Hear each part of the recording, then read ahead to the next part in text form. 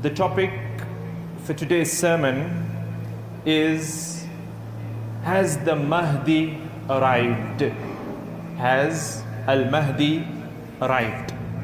My dear brothers and sisters, we gather today in this house of Allah, in this blessed congregation, and we stand at the threshold of a profound topic.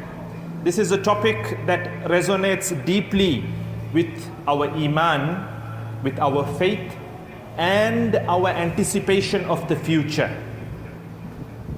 The signs of the day of Qiyamah, Ashratu Sa'a, and the advent of Al-Mahdi, the arrival of Al-Mahdi. Our beloved Prophet Muhammad sallallahu alaihi wasallam, he has enlightened us, he has taught us many signs of the last hour of Judgment Day, from amongst which we have the arrival of Al-Mahdi, a righteous leader who will fill the earth with justice, he will fill the earth with peace, he will fill the earth with goodness. But this time, this era of justice, this era of peace and goodness will not remain unchallenged. It will be preceded, in the sense prior to that period, you will have trials, you will have tribulations. Subhanallah, the time that we live in, many of us have this question: when is the help of Allah coming? When are these trials going to end? When is the violence going to end? Day after day, we witness videos, we go onto social media, we see what's happening in the lands of Palestine, in Palestine. We see how fathers, how mothers are bidding farewell to their young children, to infants, to children, to babies. Families are torn apart. Communities are being carpet bombed, and our hearts are filled with despair. Our hearts are filled with sadness, and we are all having this question: when is the help of Allah coming? When is Al-Mahdi coming?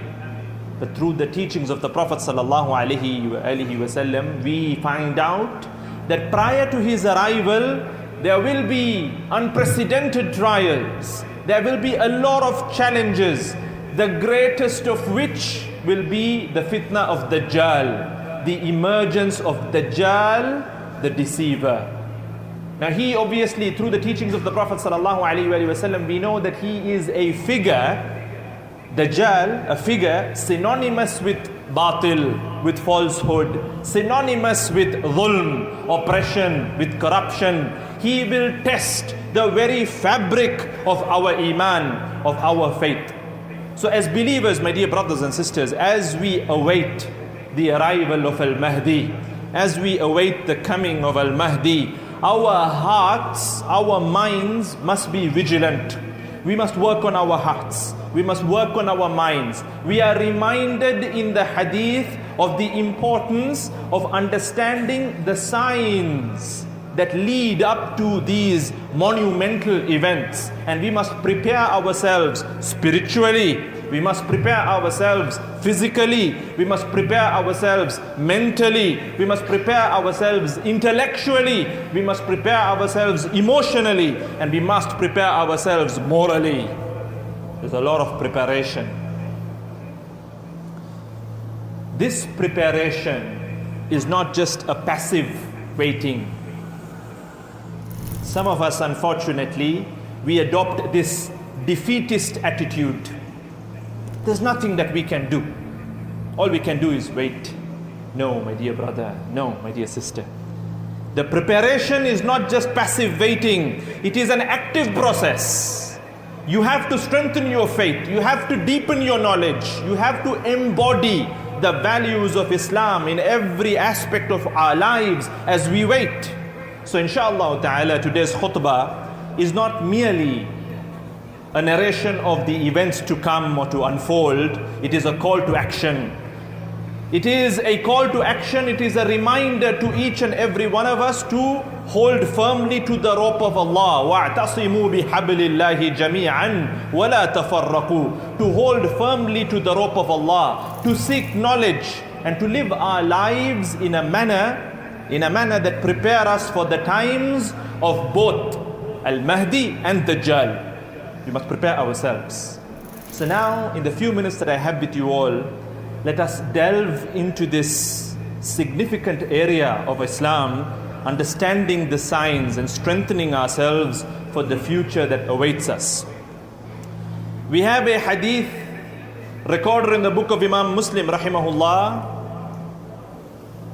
Hudhayfah ibn Asid al-Ghifari radiyallahu anhu, he narrates. So Hudhayfah radiyallahu anhu, he narrates that once the Prophet sallallahu alaihi wasallam, he came out when we were all discussing something. The narration goes along the lines of these words. He comes to the companions and he asks them, what are you discussing? What are you all talking about? Then we said, the companions, including Hudhayfah radiyallahu anhu, we are talking about as-sa'ah. We are talking about the final hour. We are talking about Judgment Day. Then the Prophet sallallahu alaihi wasallam, in that hadith, he went on to say, إِنَّهَا لَن تَقُومْ حَتَّى تَرَوْنَ قَبْلَهَا عَشْرَ آيَاتٍ. The day of Qiyamah will not be established until you see 10 signs. So the hadith then goes on to mention the words of the Prophet sallallahu alaihi wasallam. He goes on to now mention 10 major signs of the day of Qiyamah. So the Prophet sallallahu alaihi wasallam, he says, he mentions فَذَكَرَ الدُّخَانِ. He mentioned the dukhan, the smoke that will fill the planet. He mentioned Dajjal. He mentioned ad-dabba, the beast that will emerge towards the end of times.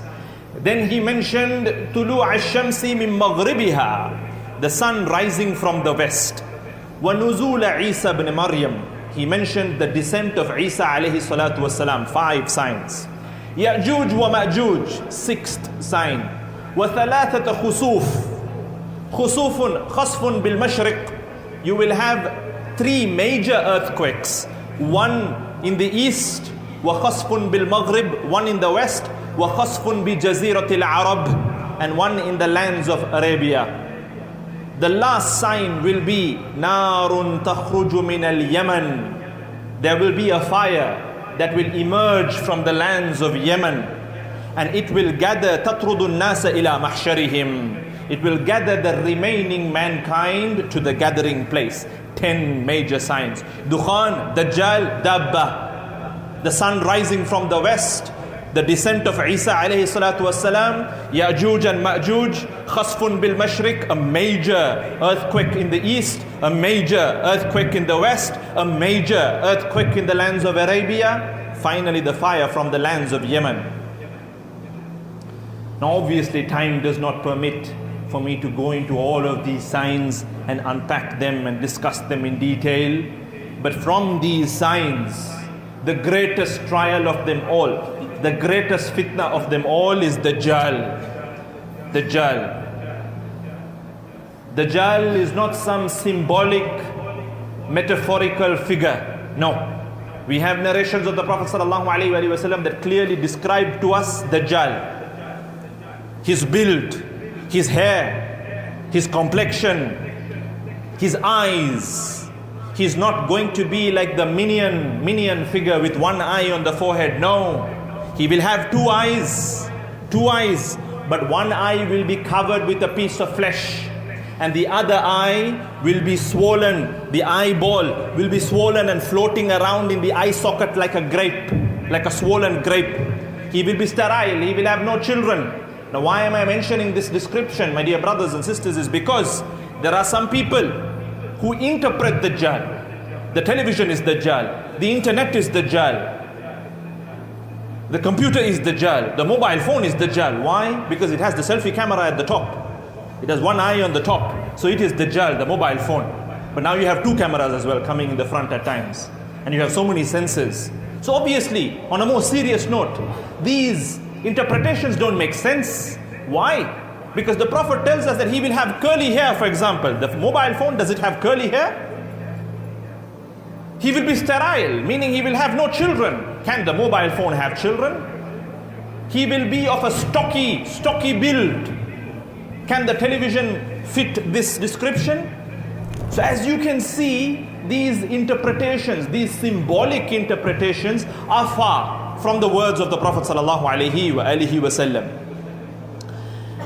I'd like to mention a hadith, and this is anyway a lengthy hadith, the hadith of Nawas ibn Sam'an radiyallahu anhu, in which these signs and Dajjal and Al-Mahdi and all of this is mentioned. I'm going to share fragments with you all, inshallah. In that hadith, the Sahaba, they asked the Prophet sallallahu alaihi wasallam, Ya Rasulullah, how long will Dajjal stay on earth? The Prophet sallallahu alaihi wasallam responded, 40 days. 40 days. One day will be like a year. One day will be like 365 days. One day will be like a month, like 30 days, 29 to 30 days. One day will be like a week. It will be almost like 7 days. And the rest of the days will be like your days. So 40 days, but one day will be like a year. The next day will be like a month. The next day will be like a week. And the remaining days will go like our normal, ordinary days. Then they asked the Prophet sallallahu alaihi wasallam, Ya Rasulullah, how fast will Dajjal travel through the earth? Then the Prophet sallallahu alaihi wasallam said, like the clouds when they are driven by the wind. My dear brothers and sisters in Islam, when the Prophet said this 1400 years ago, the Sahaba did not question the Prophet, Ya Rasulullah, is he Superman? How is he going to fly through the clouds? They accepted it because of the strength of their iman. Today, is it difficult for us to interpret this? Don't planes fly like the clouds? Don't private jets fly like the clouds? And today, every single other person who's made a little bit of money has a private jet. Social media influencers have private jets. Sports personalities, football players have private jets. And they travel wherever they want to travel, very fast. So you think an individual like this, Dajjal, it's going to be difficult for him to travel the way the Prophet ﷺ explained to us? No, he'll find it extremely easy.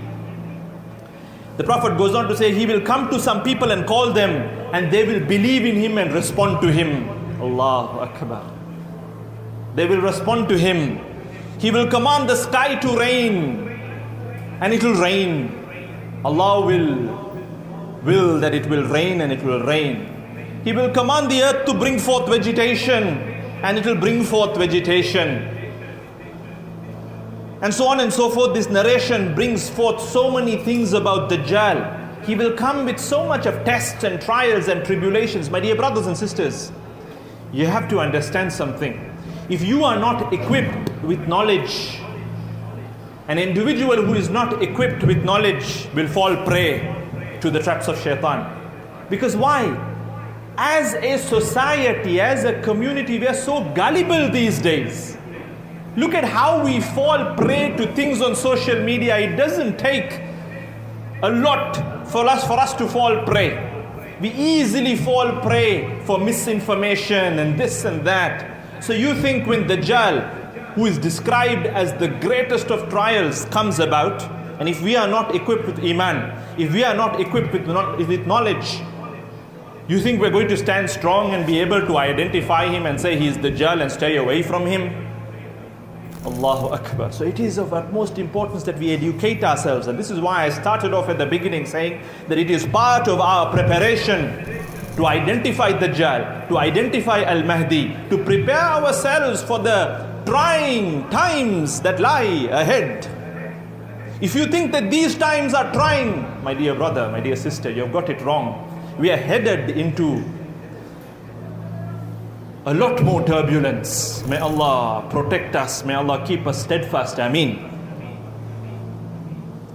So as we contemplate the trials and tribulations of the end times, my dear brothers and sisters, the hadith of Nawas ibn Sam'an, again recorded in the book of Imam Muslim, illuminates the arrival of Isa alayhi salatu wasalam. Allahu Akbar. In that hadith, it is mentioned that he will descend at the white minaret on the eastern side of Dimashq, on the eastern side of Damascus. And in today's geographical context, this refers to an area in modern day Syria. He will arrive there, and this descent is not merely a symbolic event, my dear brothers and sisters. It is the pivotal turning point in the battle between truth and falsehood. Why? Because Isa alayhi salatu wasalam, Jesus alayhi salatu wasalam, he will come at a time when the world is engulfed in turmoil and deception, led by Dajjal. Turmoil, darkness, evil, oppression, all of which Dajjal will bring forth. Isa alayhi salatu wasalam will come at a time, you could say, at the peak of it. And his arrival will signify a moment of great triumph for truth and justice. The hadith describes very powerfully, listen to me attentively. The hadith describes the Prophet ﷺ did not leave us groping in the dark. The Prophet in the authentic hadith even went on to tell us the clothing of Isa alayhi salatu wasalam, what he will wear when coming down. Allahu Akbar. The hadith tells us that he will come clothed in two saffron, lightly saffron colored garments, cream garments if you will, light yellow garments. And his hands will be resting on the wings of two angels as he comes down. Allahu Akbar. What a powerful spectacle. A world engulfed with darkness, a world engulfed with oppression, cruelty, injustice, violence, murder, bloodshed, killing. At a time like this beacon of light, this lighthouse of hope, this powerful prophet who is promised to come will come. He will descend, his hands resting on two angels upon his arrival. And in that hadith, interestingly, the Prophet ﷺ, he tells us that his head will be lowered down and there will be beads of sweat, of sweat, dropping from his head. The narration goes along the lines of these words, like pearls. They will be illuminating like pearls. And as he arrives, he will pursue Dajjal. Dajjal will flee upon learning of the arrival of Isa alayhi salatu wasalam. This chase will lead to the eventual encounter near Babul Lud, near the gate of Lud, which is in the lands of Palestine, or the occupied lands by Israel. Allahu Akbar. This is where Dajjal will be killed by Isa alayhi salatu wasalam.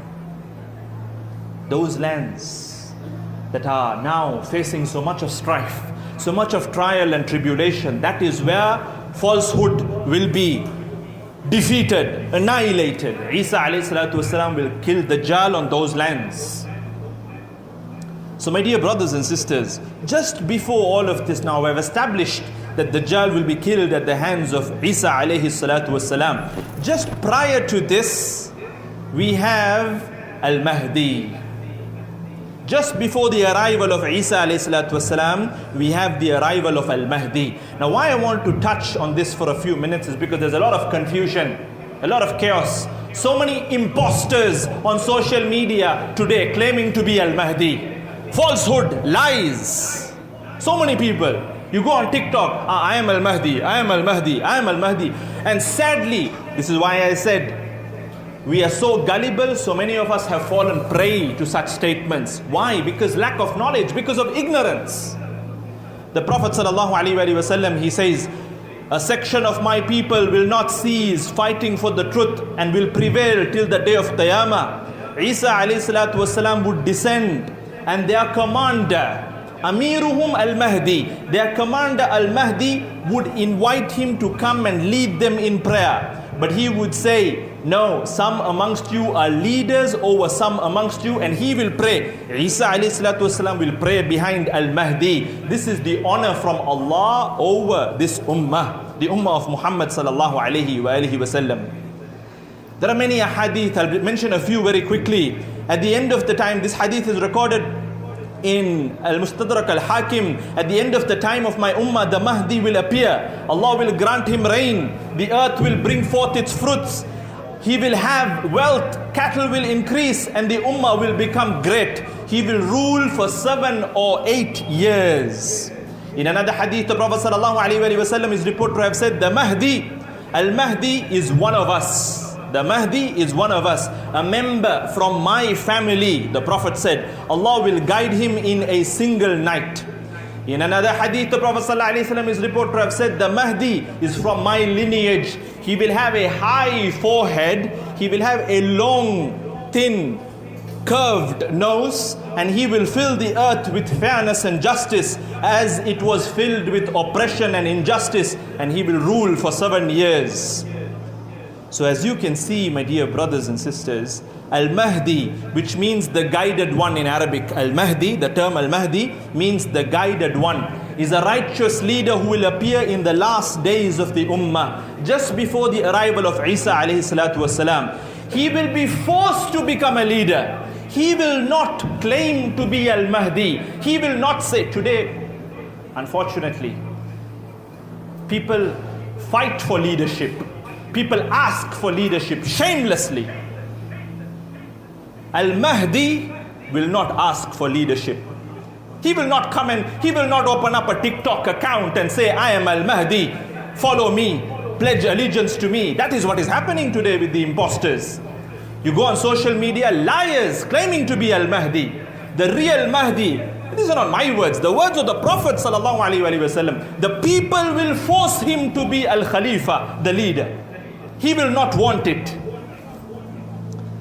In another hadith, the Prophet ﷺ is reported to have said that Al-Mahdi will be from my offspring, from the descendants of Fatima radiyallahu anha. From the descendants of Fatima radiyallahu anha. His name, in another hadith, the Prophet said, his name will be my name, and his father's name will be my father's name. So he will be Muhammad ibn Abdullah. The title is Al-Mahdi. This is another thing that people are confused about. His name is not going to be Al-Mahdi. Al-Mahdi means the guided one. His name is going to be Muhammad ibn Abdullah, as per the words of the Prophet sallallahu alaihi wasallam. So as you can see, my dear brothers and sisters, the Prophet sallallahu alaihi wasallam also tells us that Allah will set right his affairs in a single night, which means in one night he will rise to power, he will rise to authority. In the sense, the people of knowledge will be able to identify him. He will not claim or clamor for fame and all of this, but because of the authenticity, because of the help of Allah, those who have knowledge will be able to identify him and his authority will be established. So my dear brothers and sisters, I'm running out of time. So as I conclude, I want to mention an important point. There are many charlatans, many imposters who have appeared today claiming to be Al-Mahdi. The Prophet ﷺ is reported to have said, there will be 30 liars from my nation, all of them claiming to be a prophet, but I am the seal of the prophets. This is one hadith that talks about prophethood. There are basically narrations that tell us that falsehood will appear. Imposters, fake individuals will try to claim prophethood. They will claim to be Al-Mahdi. We should not fall prey to all of this. We should educate ourselves. We should not fall prey to imposters.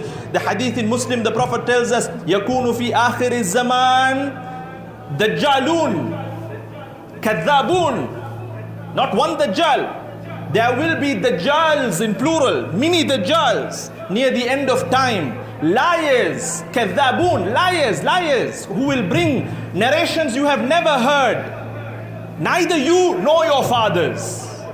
Narrations that we have never ever heard. Like I said, on TikTok, on Instagram, on Snapchat, and all these places claiming to be Al-Mahdi. And people are actually falling prey for it and thinking, is this person Al-Mahdi? Allahu Akbar.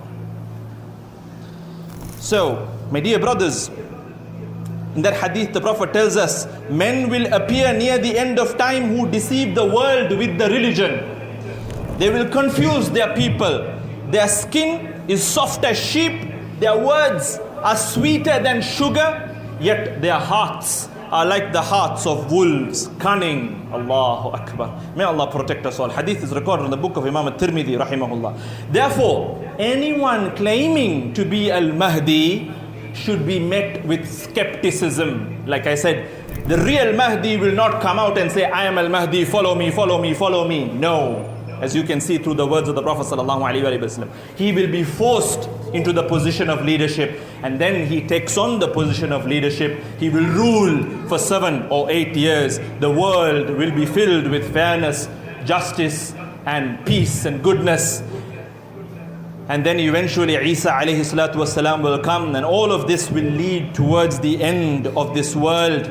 Therefore, my dear brothers and sisters, it is upon us, like I said at the beginning, not to develop a defeatist attitude. Rather, we should be actively preparing ourselves, educating ourselves, strengthening our faith, strengthening our iman, preparing ourselves for the times of Al-Mahdi and Dajjal, and the time that we are living in, my dear brothers and sisters. Without a shadow of doubt, we are very close to those times.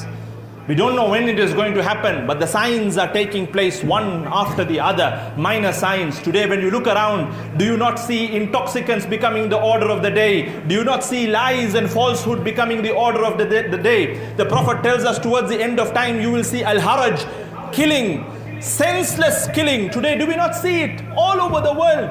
Left, right, center. Children being butchered, people being killed, violence, violence, violence. So we're living at a time like that, my dear brothers and sisters. So we need to strengthen our iman. We need to strengthen ourselves and prepare ourselves for the end of times.